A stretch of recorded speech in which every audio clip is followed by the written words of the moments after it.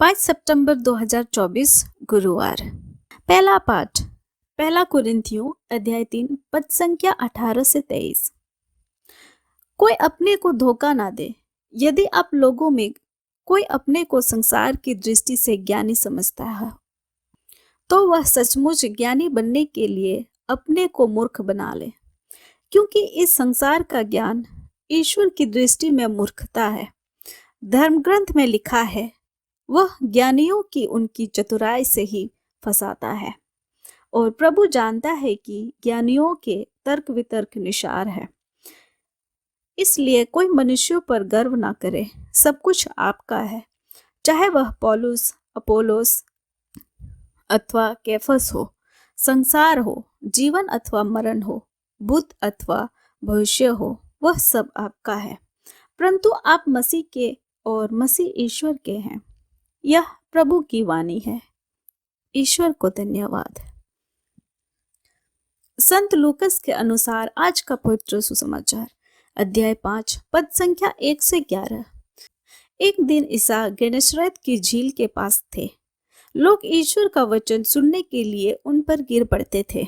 उस समय उन्होंने झील के किनारे लगी 2 नावों को देखा। मछुए उनसे उतरकर जाल धो रहे थे। ईसा ने सिमोन की नाव पर सवार होकर उसे किनारे से कुछ दूर ले चलने के लिए कहा। इसके बाद वे नाव पर बैठे हुए जनता को शिक्षा देते रहे। उपदेश समाप्त करने के बाद उन्होंने सिमोन से कहा, नाव गहरे पानी में ले चलो और मछलियां पकड़ने के लिए अपने जाल डालो। सिमोन ने उत्तर दिया, गुरुवर, रात भर मेहनत करने पर भी हम कुछ नहीं पकड़ सके, परंतु आपके कहने पर मैं जाल डालूंगा। ऐसा करने पर बहुत अधिक मछलियां फंस गई और उनका जाल फटने को हो गया।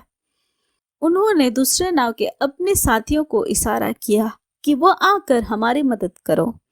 वे आए और उन्होंने दोनों नावों को मछलियों से इतना भर लिया कि नावें डूबने को हो गई। यह देखकर सिमोन ने ईसा के चरणों पर गिरकर कहा, प्रभु, मेरे पास से चले जाइए, मैं तो पापी मनुष्य हूँ। जाल के मछलियों के फंसने के कारण वह और उसके साथी विस्मित हो गए। यही दशा याकूब और योहन की भी हुई। ये जबेदी के पुत्र और सिमोन के साझेदार थे। ईसा ने सिमोन से कहा, डरो मत, अब तुम मनुष्यों को पकड़ा करोगे। वे नावों को किनारे लगाकर और सब कुछ छोड़कर ईसा के पीछे हो लिए। यह हमारे प्रभु यीशु ख्रिस्त का सुसमाचार है। तो आइए आज के दोनों पाठों पर मनन चिंतन करते हैं। आज का सुसमाचार इस बात पर चिंतन करने के लिए समृद्ध संभावनाएं प्रदान करता है कि कैसे ईश्वर सामान्य लोगों को शिष्य बनाने और ईश्वर के राज्य के कार्यों के लिए बुलाता है। पेत्रुस और साथियों के बारे में कुछ भी असाधारण नहीं है। वे साधारण मछुआरे हैं और वे बस वही कर रहे हैं जो वे हर दिन करते थे। यीशु पेत्रुस और उसके साथियों को वैसे ही बुलाते हैं जैसे वे हैं। पेत्रुस अपनी अयोग्यता से भली भांति अवगत है, परंतु यीशु इससे विचलित नहीं होते। यीशु ने पेत्रुस को अपने कार्य करने के लिए चुनने से पहले उसे सुधरने को नहीं कहा।